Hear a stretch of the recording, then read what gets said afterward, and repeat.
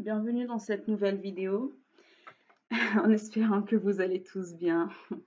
Donc dans cette nouvelle vidéo, je vais l'orienter d'une manière psychologique, parce que la thématique d'aujourd'hui est beaucoup plus une thématique d'ordre psychologique. D'accord? C'est une thématique qui peut concerner, qui peut toucher tout le monde, qui peut concerner tout le monde, d'accord? Aussi bien dans le domaine scolaire que dans le domaine de la vie quotidienne, d'accord? Aujourd'hui, j'essaierai de nous parler de la différence qu'il faudrait faire entre ce qu'on appelle un retard et ce qu'on appelle un trouble. Parce que c'est vrai qu'on peut souvent avoir ce qu'on appelle des écarts de langage, appeler un trouble un retard, ou alors appeler un retard un trouble, ce qui n'a pas lieu d'être. Donc, lorsqu'on ne connaît pas la définition de quelque chose, on ne connaît pas ce que cette chose veut dire, on aura tendance à faire des erreurs dessus. D'accord? Donc, je vais nous parler aujourd'hui, voilà, de la distinction qu'il faut faire entre ce qu'on appelle un retard et ce qu'on appelle un trouble. Je nous ai trouvé quelques définitions du mot retard. Donc, la première définition qui nous est donnée du mot retard, c'est le fait d'arriver trop tard, après le moment fixé ou après le moment attendu. D'accord? Ça, c'est la première définition qu'on nous donne du mot retard. La deuxième définition qui nous est donnée du mot retard, c'est le fait d'arriver après le moment prévu. Ça, c'est la deuxième définition. D'accord? La troisième définition qu'on nous donne donc du mot retard, c'est un décalage entre l'heure indiquée par une horloge et l'heure réelle. Et enfin, la dernière définition qu'on nous donne du mot retard, c'est qu'un retard, c'est un développement insuffisant d'une personne. Donc déjà, lorsqu'on voit ici le mot retard, dans le mot retard, on voit un décalage, un déphasage. On voit justement qu'il y a un décalage entre comment dire, les compétences ou les capacités d'une personne, d'accord, à un moment T, et comment dire, et les capacités qu'on attend de cette personne à ce moment-là. Donc, c'est-à-dire que une personne, au lieu d'être, par exemple, au niveau A, d'accord, des compétences, voilà, il est au niveau A des compétences, au lieu d'être au niveau C ou D des compétences qu'on attend de lui. Donc, il va, enfin, comment dire, dans le mécanisme du retard, on va voir qu'il y a un décalage, un déphasage. On va prendre des exemples tout à l'heure. Mais déjà, savoir que dans l'idée du retard, c'est que la personne, d'accord, la personne n'est pas au niveau où on attend de lui. Il n'est pas là où on attend de lui, d'accord, là où on l'attend, pardon, ni au niveau où on l'attend. Donc, il y a donc un décalage entre là où il est actuellement et là où il devrait être réellement. D'accord? Il y a vraiment voilà, un décalage ou un déphasage. Alors, donc la deuxième question, ça serait donc dans quel domaine est-ce qu'on peut parler du retard en tant que tel? En réalité, on peut parler du retard dans tous les domaines de la vie, d'accord? On peut parler du retard, par exemple, dans le domaine professionnel. Voilà, un étudiant qui vient de terminer ses études, d'accord, qui, voilà, ça fait 2, 3, 4 ans, qui n'a toujours pas trouvé, 2, 3, 4 ans, ça fait beaucoup. Ça fait 1, 2 ans, d'accord, 1, 2 ans qu'il a du mal à trouver un travail dans le domaine dans lequel il a effectué ses études. D'accord, là, on va parler d'un retard. Alors que les amis, enfin ses camarades de promo auront tous trouvé donc un travail dans le domaine dans lequel il a fait. Je prends un exemple tout simple, hein. Il a fait sciences politiques, par exemple. Voilà, il a fait sciences politiques, il a fait un master de sciences politiques, etc. Tous ses amis ont trouvé, justement, en sortant du master, ils ont trouvé un emploi. Mais lui, l'étudiant concerné, ça fait 1, 2 ans, 2 ans et demi, en fait, il n'a toujours pas trouvé, entre guillemets, d'emploi dans le domaine dans lequel il a fait ses études. Là, on va parler d'un retard. D'accord? Là, c'est vraiment un exemple. On peut parler d'un retard aussi dans beaucoup de choses. Donc, par exemple, dans le domaine des apprentissages. Dans le domaine des apprentissages, voilà, il faut savoir que chaque enfant ou chaque personne apprend de manière différente parce qu'on est une personne, on est une personnalité, on est une individualité. Donc forcément, on a, comment dire, notre système cognitif est différent, notre système émotionnel est différent, notre système affectif est différent. Il y a aussi des personnes qui vont mieux apprendre lorsque elles s'entendent entre guillemets bien avec la personne, enfin leur enseignant ou la figure entre guillemets enseignante. Il y a tout ça qui entre en ligne de mire, d'accord?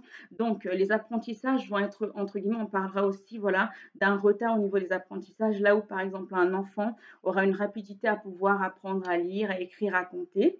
On va avoir un autre qui aura beaucoup plus de difficultés, d'accord? Il prendra plus de temps, il aura beaucoup plus de difficultés à lire, à écrire et à compter. À ce moment-là, on parlera vraiment du retard, d'accord? On peut parler aussi du retard dans le domaine du développement moteur, au niveau donc de l'écriture, au niveau, voilà, au niveau de l'écriture par exemple, au niveau de l'habillement, voilà, on peut parler de ça. Il y a des enfants qui sauront s'habiller tout seuls, très tôt, très jeunes, tout seuls. Et on a d'autres qui auront besoin encore d'une aide, d'accord, de l'aide du papa, de la maman encore pendant un certain temps, avant de pouvoir acquérir, on va dire, voilà, la manière dont il faut faire pour s'habiller en tant que tel. On parlera du retard également dans le domaine du langage. Voilà. Il y a des enfants qui vont apprendre donc le langage oral, le parler. Il y a des enfants qui vont apprendre à parler très vite, très tôt, d'accord? Et il y en a d'autres qui prendront beaucoup plus de temps pour apprendre à parler, d'accord? Et tout à l'heure, je vais vous montrer en fait à quel moment on parlera du retard et à quel moment on parlera du trouble. Là, je parle simplement des domaines dans lesquels on peut parler du retard.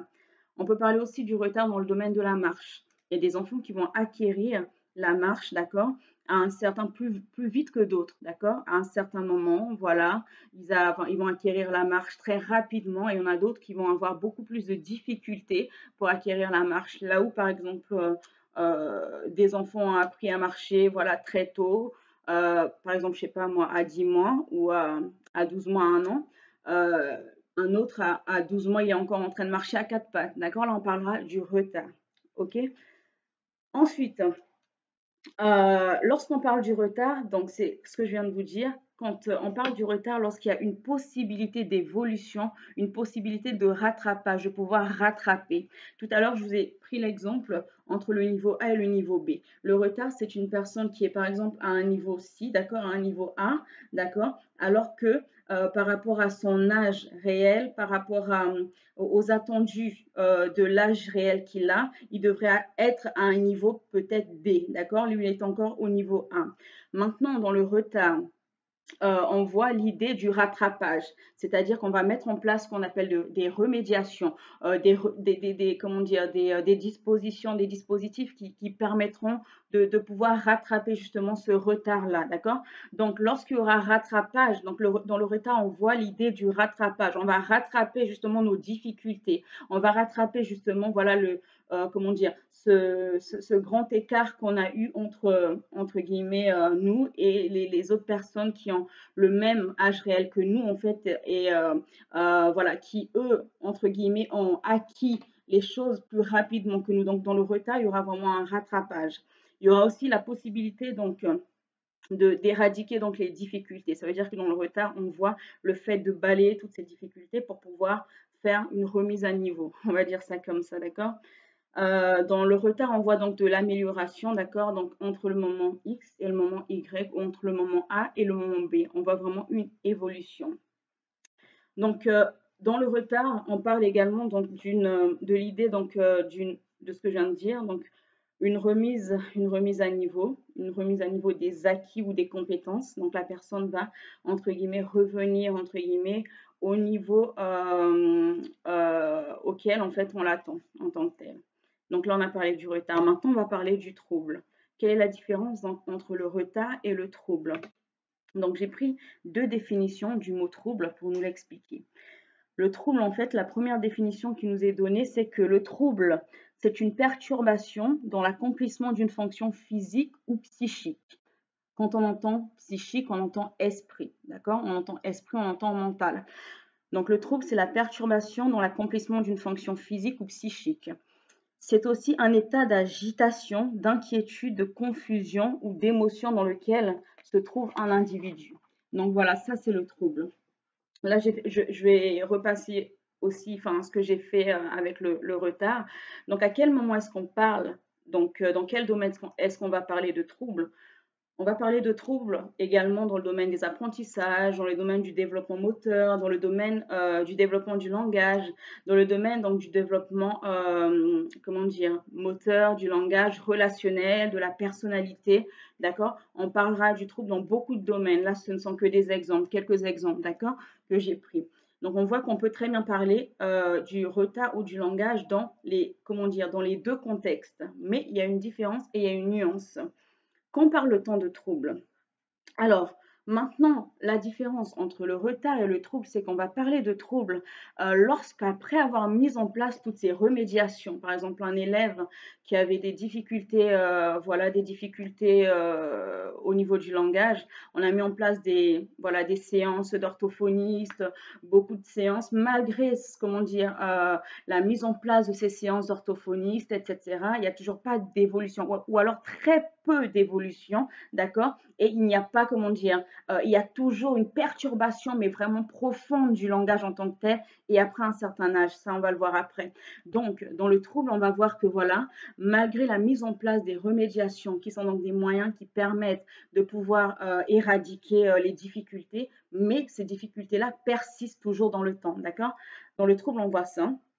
On voit aussi qu'il y a donc un décalage très, très, très important et très profond entre le niveau de la personne, voilà, et le niveau en fait réel de l'âge attendu. Il y a vraiment un décalage très, très, très profond et la personne, voilà, évolue très peu ou voire pas du tout malgré les remédiations mises en place. Alors donc là, j'ai essayé de faire un tableau pour essayer de nous indiquer quand est-ce qu'on parle de retard et quand est-ce qu'on parle de trouble.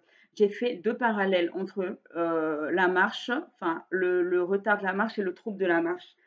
Généralement, on dit que l'âge moyen pour apprendre à marcher, d'accord, c'est entre 12 mois et 15 mois, d'accord? Entre 12 et 15 mois, on va dire que c'est l'âge moyen que les enfants apprennent à marcher, donc entre un an et 3 mois, d'accord? Mais les enfants, ça peut aller jusqu'à l'âge de 18 mois, d'accord? Donc, on va dire que voilà, dans les fourchettes de l'âge, entre guillemets, pour apprendre à marcher, donc ce qu'on appelle l'âge d'acquisition de la marche, ça va entre 12 mois et 18 mois.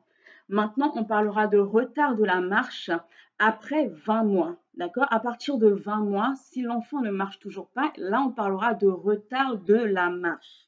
Mais si un enfant, voilà, à un an, voilà, à 18 mois, il ne marche pas, c'est pas encore un retard. D'accord? Il est encore dans la tranche d'âge pour apprendre à marcher.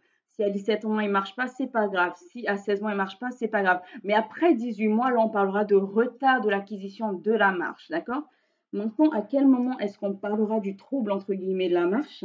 Là, ça sera après 2 ans, donc après 24 mois. Après 24 mois, si l'enfant vraiment ne marche pas, ne manifeste toujours pas, entre guillemets, une acquisition à la marche, là, on pourra parler de trouble de la marche.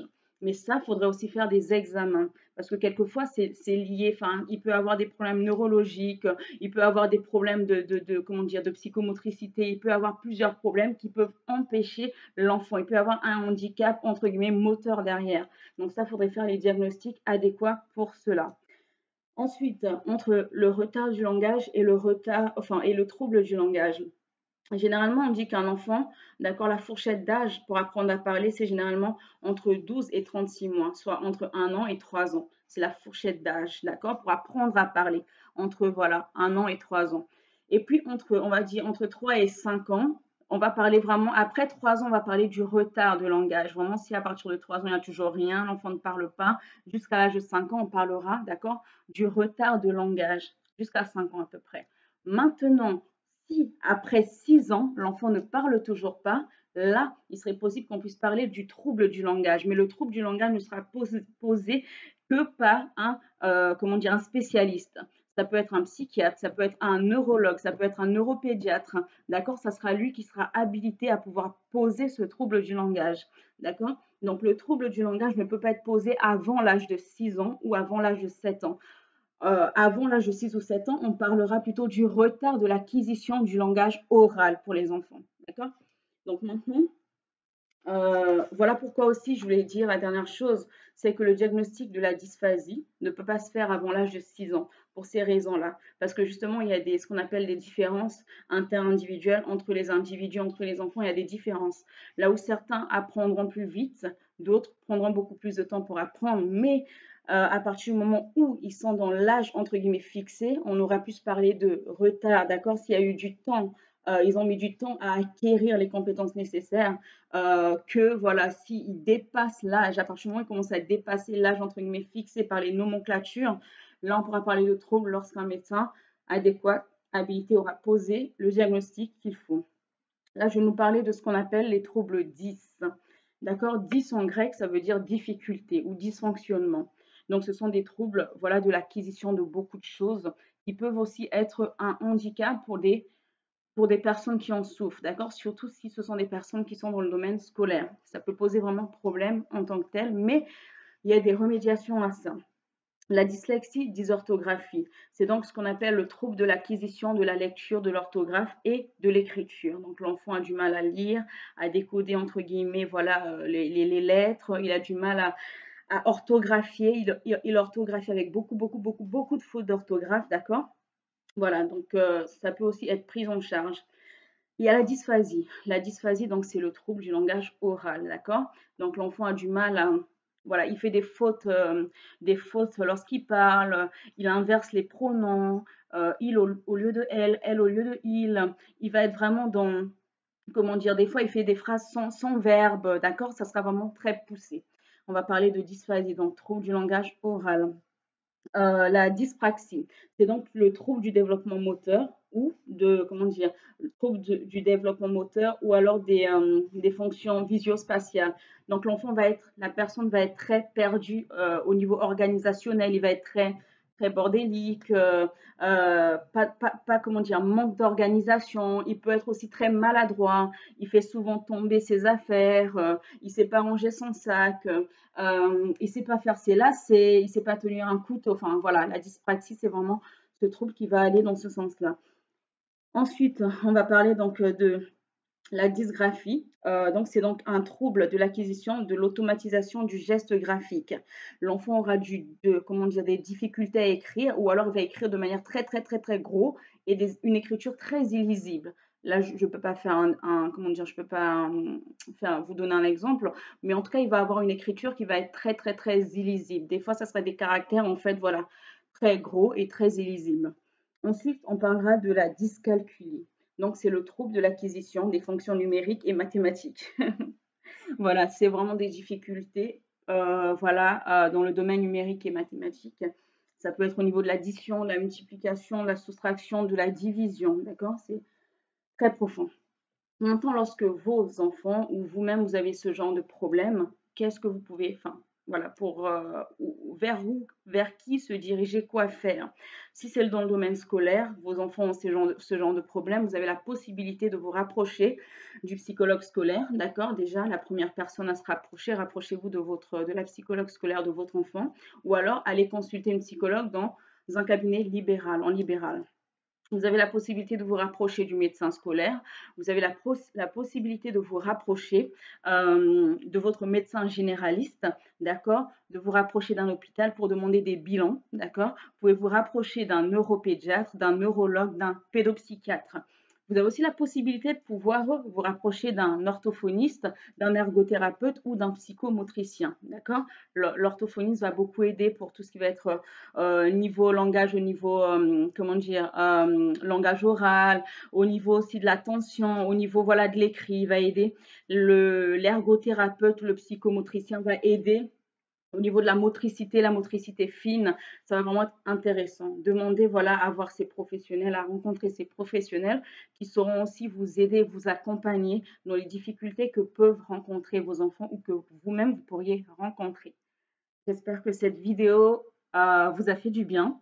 J'espère, voilà, qu'elle pourra aider beaucoup de personnes parce que je sais que beaucoup de personnes peuvent avoir plusieurs questions, enfin voilà, peuvent se poser beaucoup de questions et n'ont pas toujours en fait des ressources entre guillemets pour répondre à certaines questions. Donc en tout cas, j'espère avoir été claire dans cette vidéo.